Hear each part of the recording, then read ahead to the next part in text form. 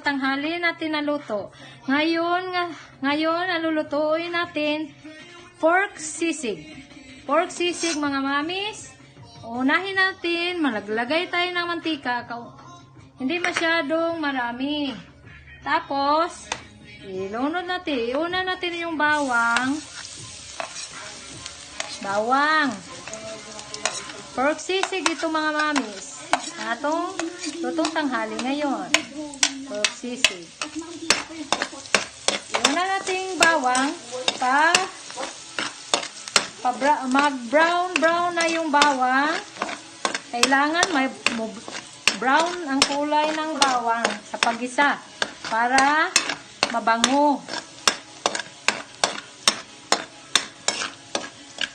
Sunod natin yung sibuyas Bombay na pula.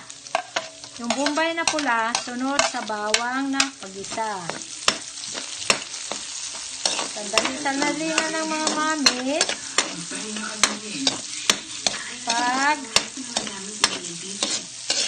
Sandali sa pag-isa ng sibuyas na pula. Pula na sibuyas, isusunod na natin yung pork. Isusunod na natin yung pork mga mamis. Pork na isusunod natin. Ilulunod natin yung hiniwa-hiwa na maliliit na size para sisig ang pork.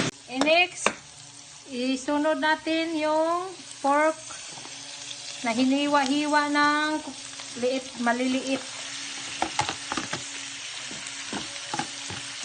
na size para sa yung sisig. Kailangan maliliit na size paghiwa.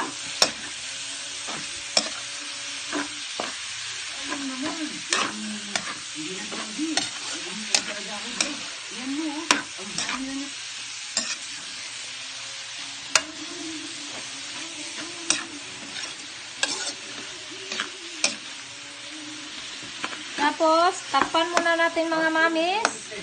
Takpan muna natin para lulutuin muna natin yung karne. Paitos yung karne. Yung pork. Takpan muna natin.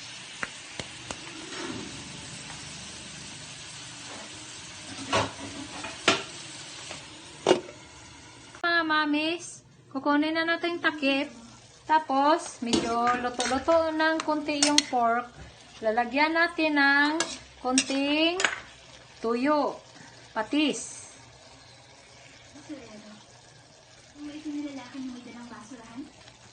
Konting patis, mga mams. Mga mamis, konting patis. Lalagay na to yung konting patis. Tapos, ilalagay na natin yung puting sibuyas na hiniwa ng maliliit. Ilalagay na natin yung puting sibuyas. So, mga mamis, isa lang na malaking puting sibuyas ilalagay natin para save tayo sa budget. Tapos, ilalagay rin natin yung sili espada.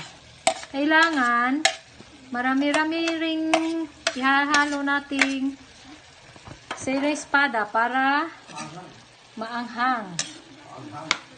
Kasi kailangan talaga yung sisig natin maanghang. Diba? Masarap kung maanghang yung sisig.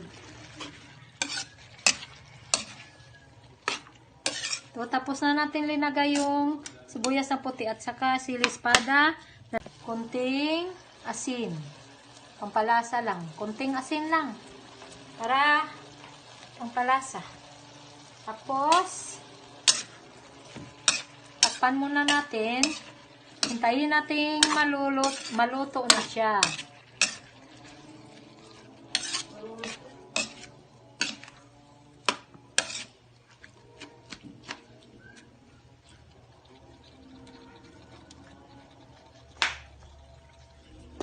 Kunin na natin takip.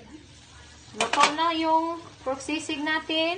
Ilas natin ilalagay. Pag wala kayong butter, pwede yung star margarine. Lagyan natin ng star margarine para masarap. Lagay natin star margarine. Pag walang butter, pwede star margarine.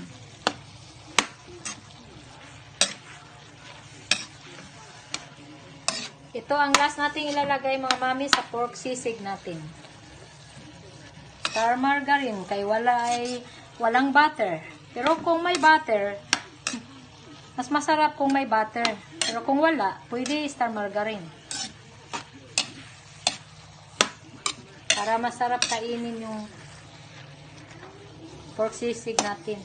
Malasa. Pag may butter or margarine.